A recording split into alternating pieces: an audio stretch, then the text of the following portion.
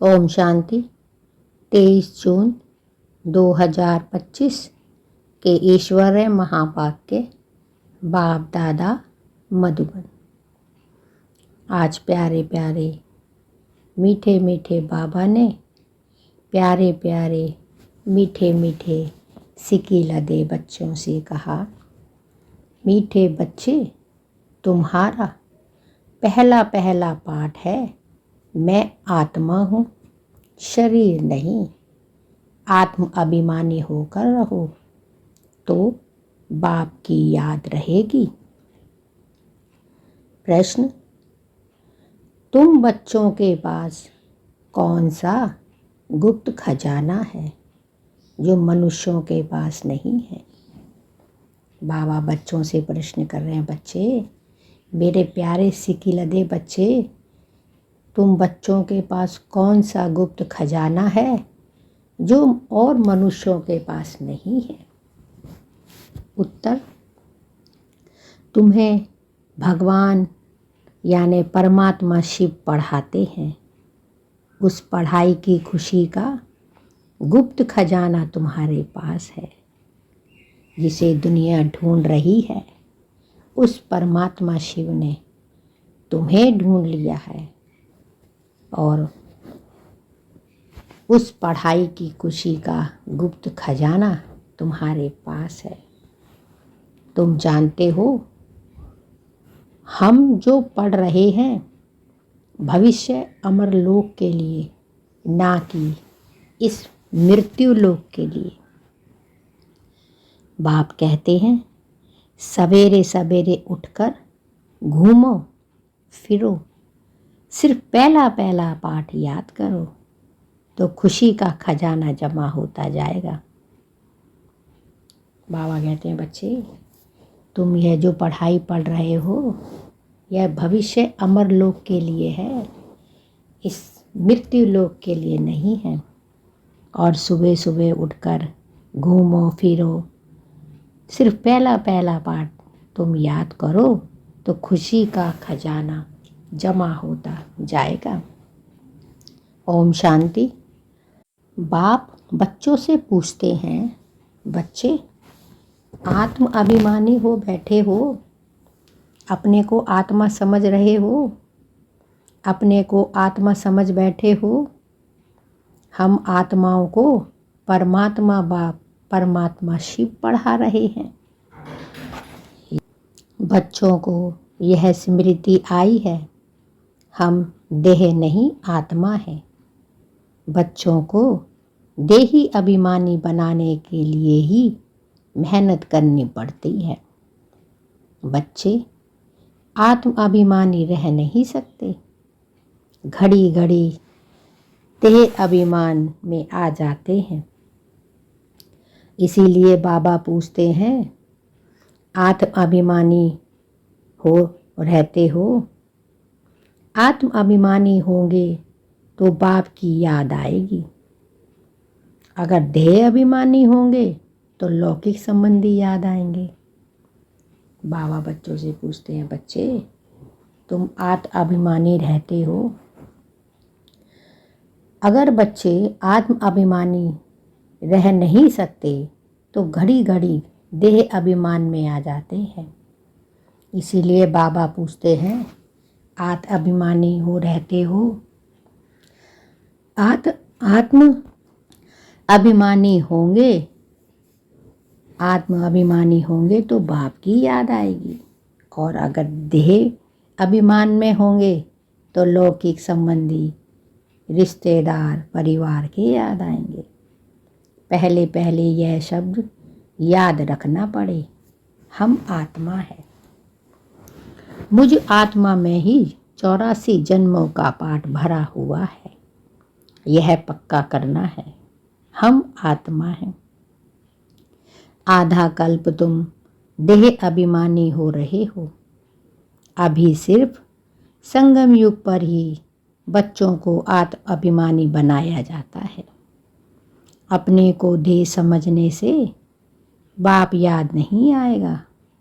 इसीलिए पहले पहले यह पाठ पक्का कर लो, हम आत्मा बेहद के बाप के बच्चे हैं।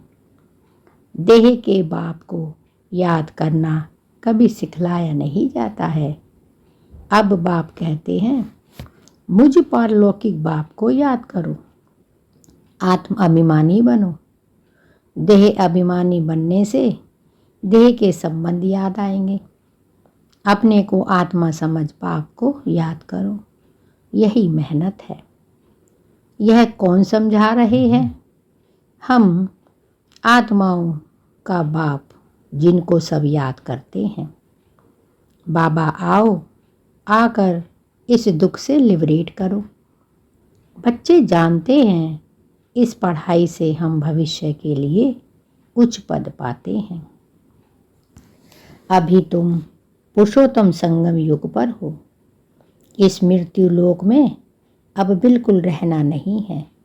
यह हमारी पढ़ाई ही है भविष्य 21 जन्म के लिए।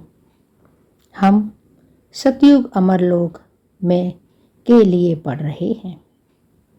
अमर बाबा हमको ज्ञान सुना रहे हैं। तो यहाँ जब बैठते हो, पहले पहले अपने को आत्मा समझ बाप की याद में रहना है, तो विकर्म विनाश होंगे। हम अभी संगम युग पर हैं। बाबा हमको पुरुषोत्तम बना रहे हैं। कहते हैं मुझे याद करो तो तुम पुरुषोत्तम बन जाएंगे। मैं आया हूँ मनुष्य से देवता बनाने। सतयुग में तुम देवता थे। बाबा कहते हैं बच्चे, सतयुग में तुम देवता थे। अभी जानते हो कैसे सीढ़ी उतरे हैं। हमारी आत्मा में 84 जन्मों का पाठ नूंदा हुआ है। दुनिया में कोई नहीं जानते, वह भक्ति मार्ग अलग है। बाबा कहते हैं सतयुग में तुम देवता थे। अभी तुम जानते हो कैसे सीढ़ी उतरे हो। हमारी आत्मा में 84 जन्मों का पाठ नूंदा हुआ है। दुनिया में कोई नहीं जानते, वह भक्ति मार्ग अलग है, यह ज्ञान मार्ग अलग है। जिन आत्माओं को बाप पढ़ाते हैं वह जाने और ना जाने कोई। यह है गुप्त खजाना भक्ति के लिए।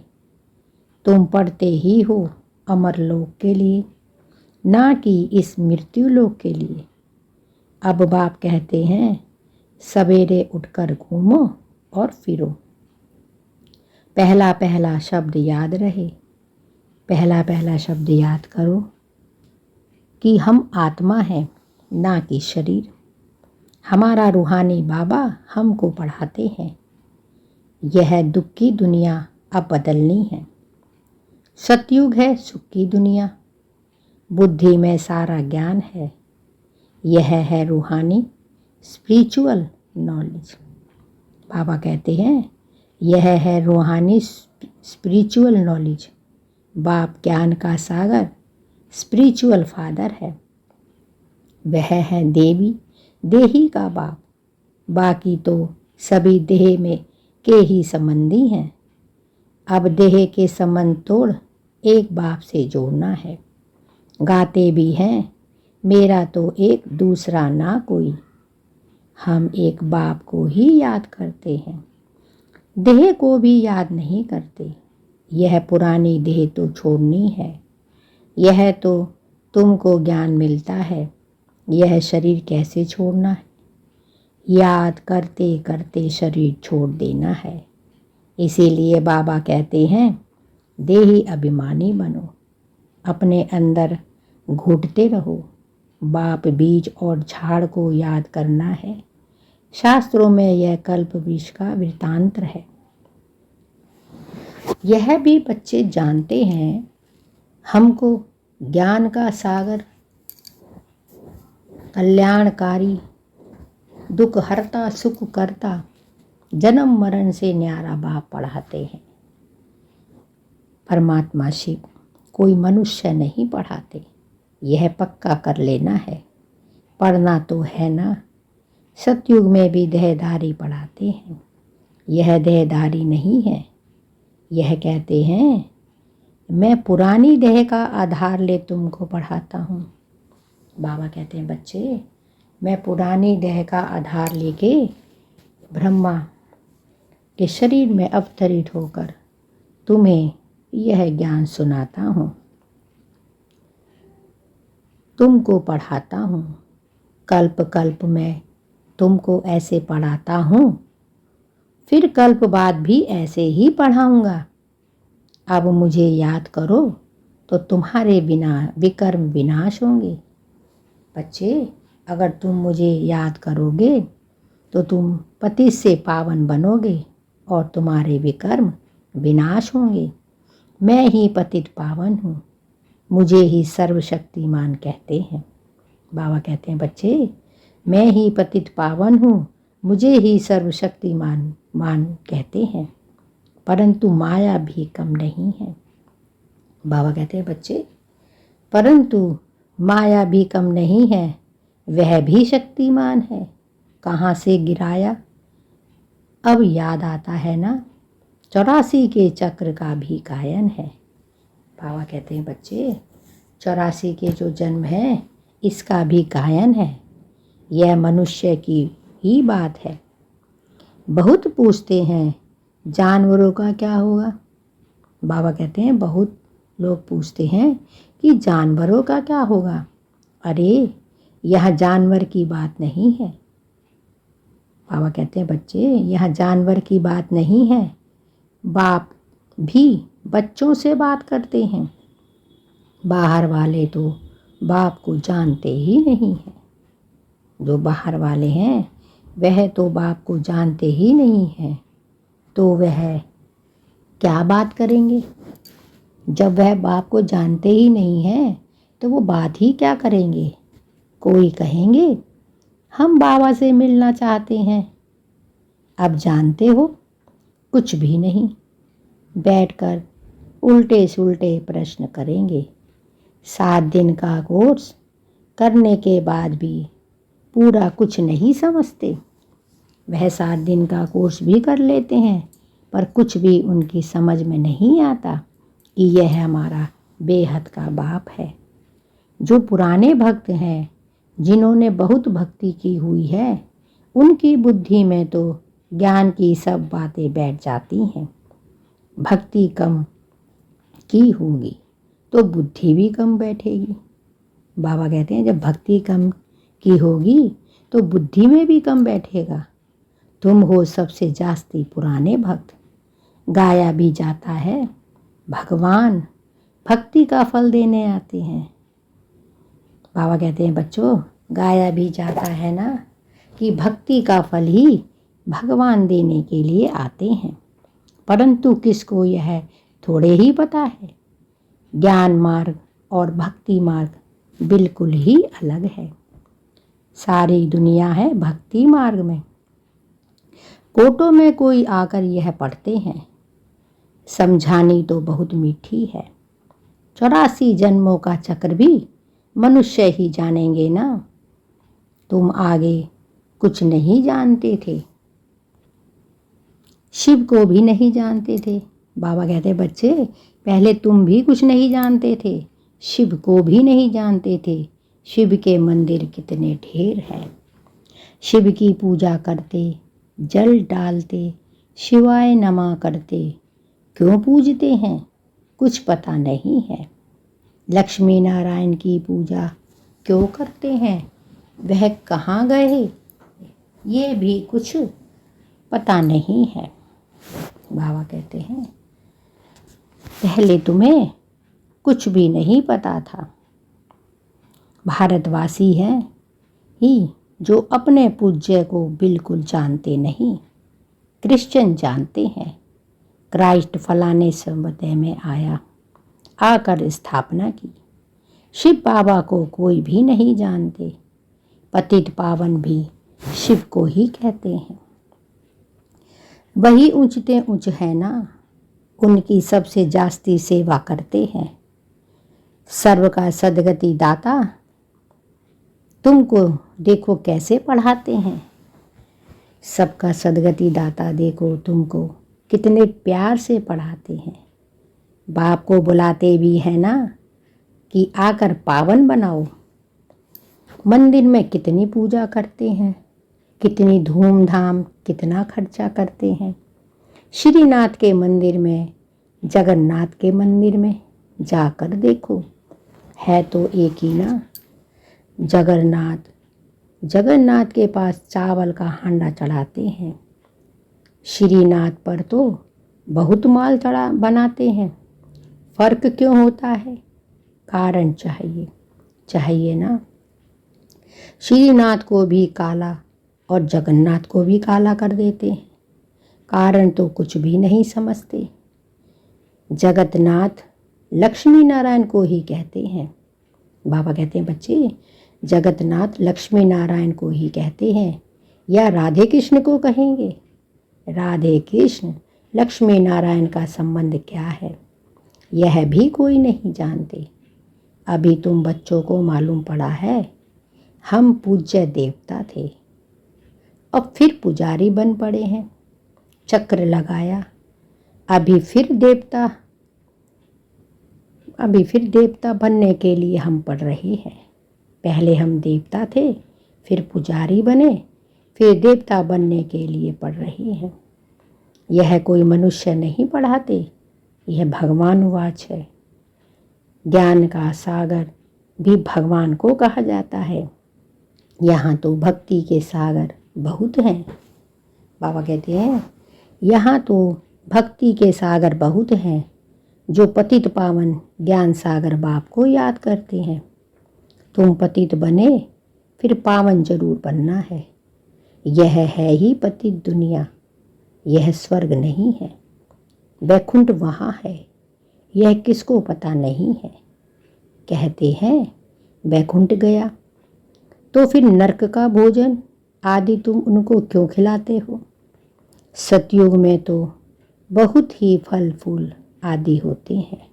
बाबा कहते हैं बच्चे, सतयुग में तो बहुत फल फूल होते हैं। यहाँ क्या है? यह है नरक।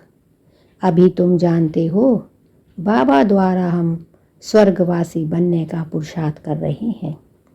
पति से पावन बनना है। बाप ने युक्ति तो बताई है, कल्प कल्प बाप भी युक्ति बतलाते हैं। मुझे याद करो तो विकर्म विनाश होंगे। अभी तुम जानते हो हम पुरुषोत्तम संगम युग पर हैं। बाबा कहते हैं बच्चे, अभी तुम जानते हो, अभी तुम पुरुषोत्तम संगम युग पर हो। कल्प कल्प बाप की युक्ति बतलाते हैं, मुझे याद करो जिससे तुम्हारे विकर्म विनाश होंगे। अभी तुम संगम युग पर हो। तुम ही कहते हो बाबा हम 5000 वर्ष पहले यह बने थे। तुम ही जानते हो कल्प कल्प यह अमरनाथ बाबा से सुनते हैं। शिव बाबा ही अमरनाथ हैं, बाकी ऐसे नहीं कि पार्वती को बैठ सुनाते हैं। वह है भक्ति। ज्ञान और भक्ति को तुमने समझा है। ब्राह्मणों का दिन और फिर ब्राह्मणों की रात। बाप समझाते हैं तुम ब्राह्मण हो ना। आदि देव भी ब्राह्मण ही था, देवता नहीं कहेंगे। आदि देव के पास भी जाते हैं। देवियों के भी कितने नाम हैं। बाबा कहते हैं बच्चे, देवियों के भी कितने नाम हैं। तुमने सर्विस की है तब तुम्हारा गायन है। भारत को वॉइसलेस था, भारत जो वॉइसलेस था वह फिर विशिष्ट बन जाता है। अभी रावण राज्य है ना। अभी बच्चे रावण राज्य है ना। संगम युग पर तुम बच्चे अभी पुरुषोत्तम बनते हो। बाबा कहते हैं बच्चे, इस समय संगम युग चल रहा है और तुम बच्चे पुरुषोत्तम बन रहे हो।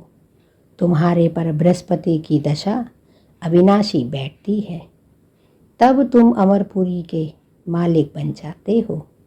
बाप तुम्हें पढ़ा रहे हैं।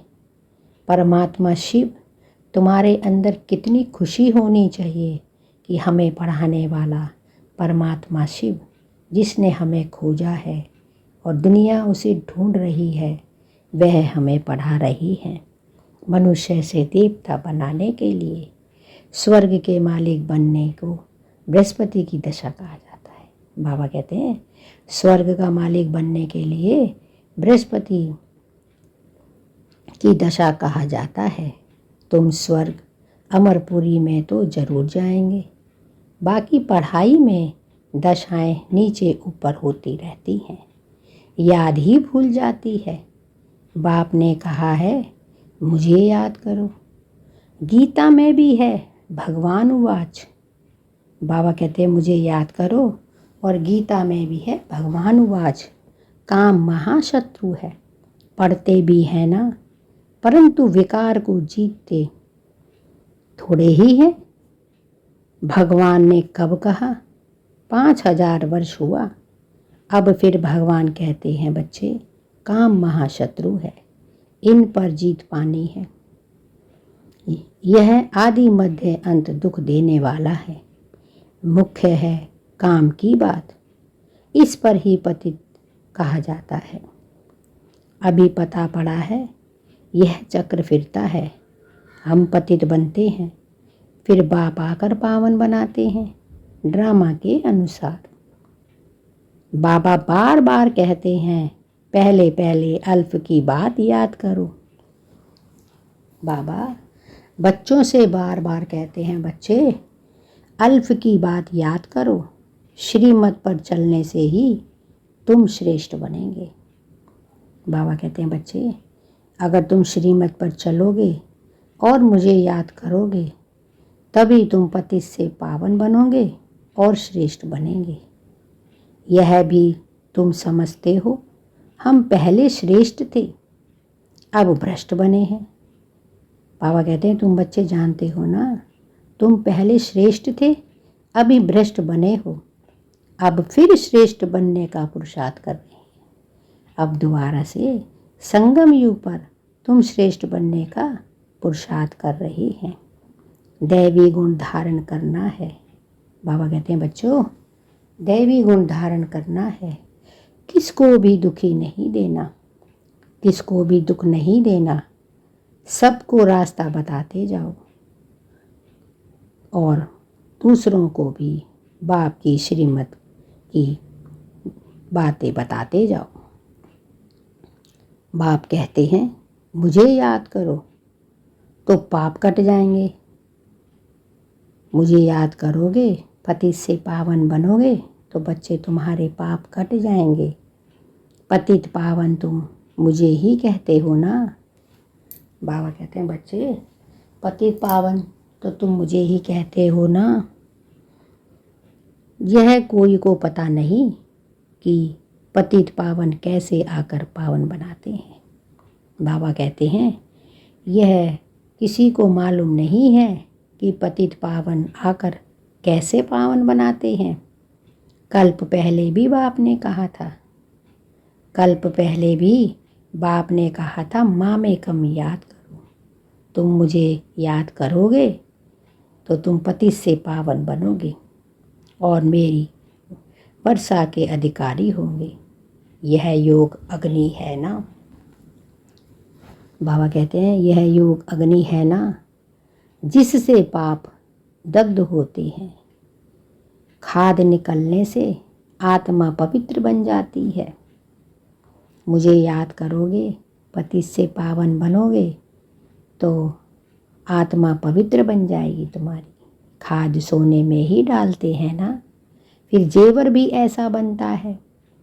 अभी तुम बच्चों को बाप ने समझाया है आत्मा में कैसे खाद पड़ी है, उनको निकालना है। बाप का भी ड्रामा में पार्ट है ना। बाबा कहते हैं बच्चे बाप का भी ड्रामा में पार्ट है ना, जो तुम बच्चों को आकर देही अभिमानी बनाते हैं। पवित्र भी बनना है। तुम जानते हो सतयुग में हम वैष्णव थे। बाबा कहते हैं बच्चे तुम जानते हो सतयुग में हम वैष्णव थे, पवित्र गृहस्थ आश्रम था। अभी हम पवित्र बन और विष्णुपुरी के मालिक बनते हैं। तुम डबल वैष्णव बनते हो, सच्चे सच्चे वैष्णव तुम ही हो। बाबा कहते हैं बच्चे सच्चे सच्चे वैष्णव तो तुम ही हो। वह है विकारी वैष्णव धर्म के, तुम हो निर्विकारी वैष्णव धर्म के। अभी एक तो बाप को याद करते हो और नॉलेज जो बाप में है वह तुम धारण भी करते हो।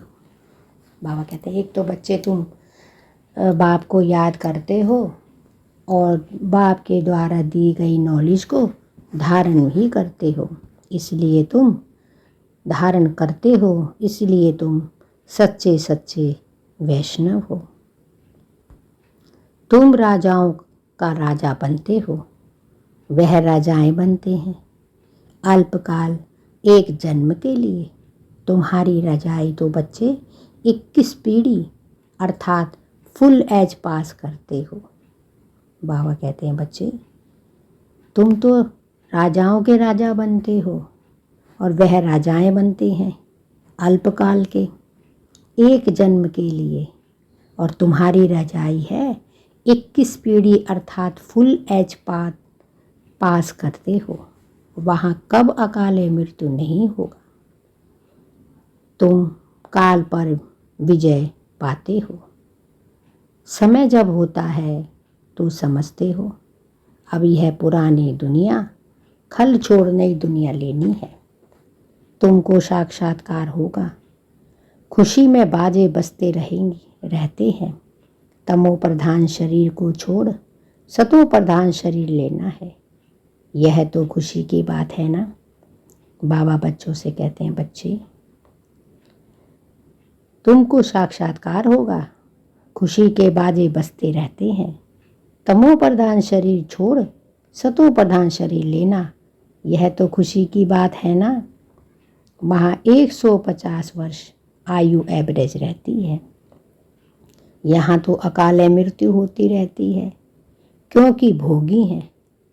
जिन बच्चों का योग यथार्थ है उनकी सर्व कर्मेंद्रियाँ योग बल से वश में रहती हैं।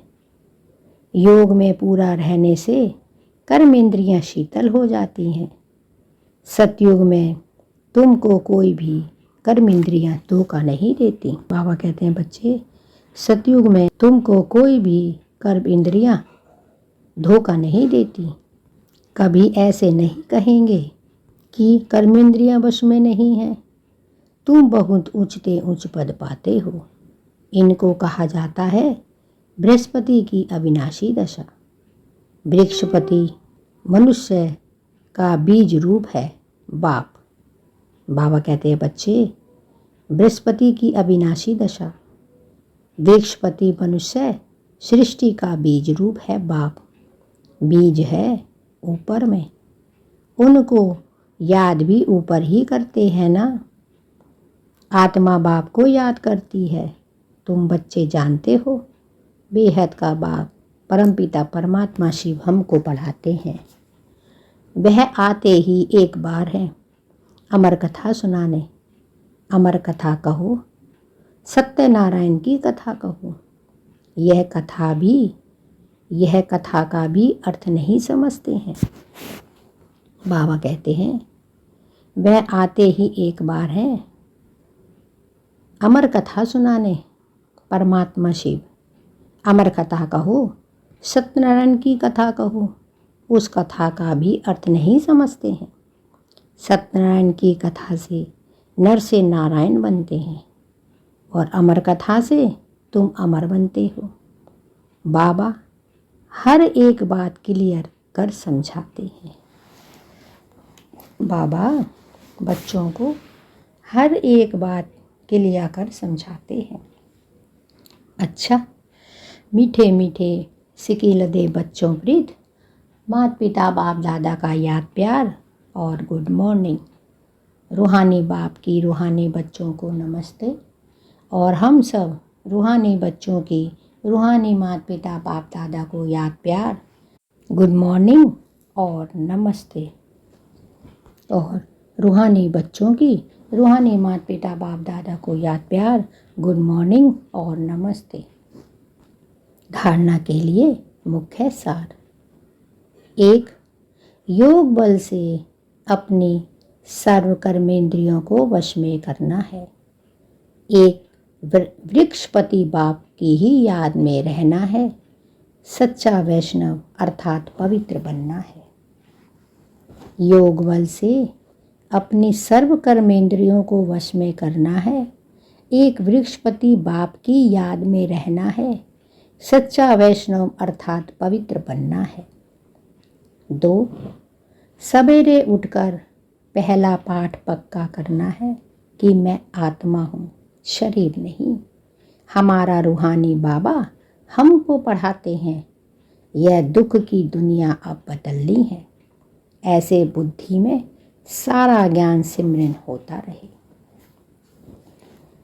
बाबा कहते हैं सवेरे उठकर पहला पाठ पक्का करना है कि मैं आत्मा हूँ, शरीर नहीं। हमारा रूहानी बाबा हमको पढ़ाते हैं, यह दुख की दुनिया अब बदलनी है। ऐसे बुद्धि में सारा ज्ञान सिमरन होता रहे। वरदान: हर खजाने को कार्य में लगाकर पद्मों की कमाई जमा करने वाले पद्मापदम भाग्यशाली भव। हर खजाने को कार्य में लगाकर पद्मों की कमाई जमा करने वाले पद्म भाग्यशाली भव। हर सेकंड पद्मों की कमाई जमा करने का वरदान ड्रामा में संगम के समय को मिला हुआ है। ऐसे वरदान को स्वतः प्रति जमा करो और औरों के प्रति दान करो। ऐसे ही संकल्प के खजान को, ज्ञान के खजाने को, स्थूल धन रूपी खजाने को कार्य में लगाकर पद्मों की कमाई जमा करो, क्योंकि इस समय स्थूल धन भी ईश्वर अर्थ समर्पण करने से एक नया पैसा एक रत्न समान वैल्यू का हो जाता है। तो इन सर्व खजानों को स्वयं के प्रति व सेवा के प्रति कार्य में लगाओ, तो पद्मापदम भाग्यशाली बन जाएंगे। स्लोगन: जहाँ दिल का स्नेह है वहाँ सबका सहयोग सहज प्राप्त हो जाता है। बाबा कहते हैं बच्चे, जहाँ दिल का स्नेह होता है ना, जहाँ दिल से प्यार होता है, वहाँ सबका सहयोग बहुत ही आसानी से प्राप्त हो जाता है। अव्यक्त इशारे: आत्मिक स्थिति में रहने का अभ्यास करो, अंतर्मुखी बनो। आत्मिक स्थिति में रहने का अभ्यास करो, अंतर्मुखी बनो। अब ऐसे ट्रांसपेट यानी पारदर्शी हो जाओ, जो आपके शरीर के अंदर आत्मा विराजमान है वह स्पष्ट सभी को दिखाई दे। आपका आत्मिक स्वरूप उन्हों को अपने आत्मिक स्वरूप का साक्षात्कार कराए। इसको ही कहते हैं अव्यक्त व आत्मिक स्थिति का अनुभव कराना। बाबा कहते हैं बच्चे, अब ऐसे ट्रांसपेरेंट यानी पारदर्शी हो जाओ, जो आपके शरीर के अंदर आत्मा विराजमान है वह स्पष्ट सभी को दिखाई दे। आपका आत्मिक स्वरूप उन्हों को अपने आत्मिक स्वरूप का साक्षात कराए। इसको ही कहते हैं अव्यक्त व आत्मिक स्थिति का अनुभव कराना। यह थे बाबा के आज के अनमोल मधुर महावाक्य। शुक्रिया बाबा, शुक्रिया, आपका बहुत बहुत शुक्रिया। ओम शांति, ओम शांति, ओम शांति।